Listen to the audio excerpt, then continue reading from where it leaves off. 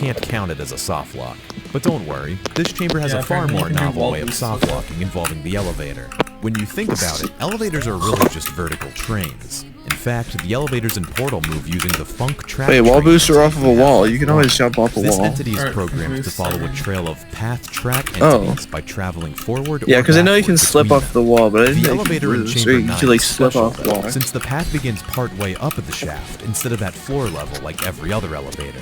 This was done so when the player enters this trigger, they can see the elevator arriving before reaching it. The elevator stops once it reaches the path track at floor level, but will continue moving once the player enters the trigger inside it. Both of these triggers do the exact same thing. They each tell the funk track train to move forward along its path. If these triggers were somehow activated in reverse order, the elevator would be sent up the shaft without the player inside. This can be done easily by solving the puzzle normally, going back to the orange portal and landing a jump shot through this window. Having skipped the first elevator trigger, you can activate the second trigger early to bring the elevator down, then go back to the first trigger to send it up. And just like that, we've become soft-locked, as there's no longer a way to progress to Chamber 10. This better work. Even though elevators are scripted to load the next map when reaching the end of their path, it will only succeed if the player is within the level transition volume. This check only occurs once, so if we're outside of this volume when the elevator reaches the end of its track, we are permanently stuck in Chamber 9. If we stand at the bottom of the transition volume when the level change occurs, then we do load into Chamber 10, except now we're under the starting elevator, so we become instantly soft-locked.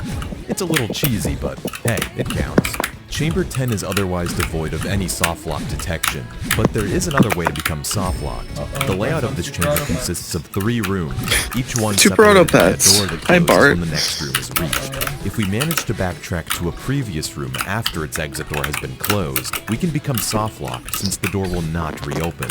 We can accomplish this using a technique called portal standing, where we stand on the edge of the orange portal in the first room, shoot the blue portal at the end of the second room, and walk back through the orange portal we're standing on.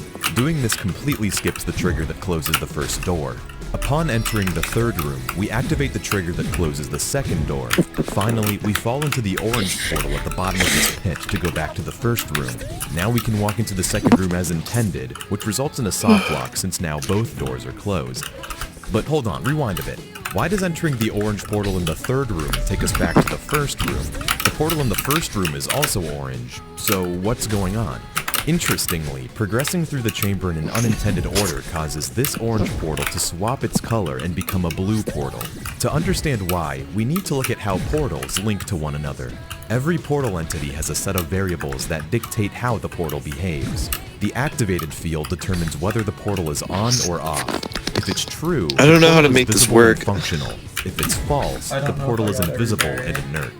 One way a portal can become deactivated is when it's fizzled.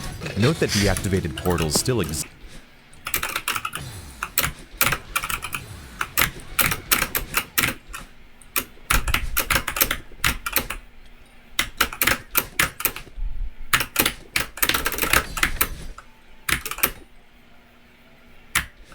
Oh wait, I just beat my...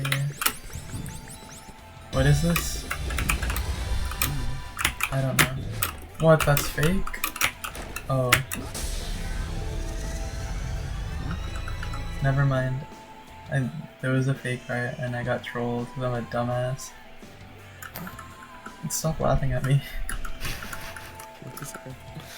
Whoa, I cleared in 6 minutes? That's crazy. I definitely did do that.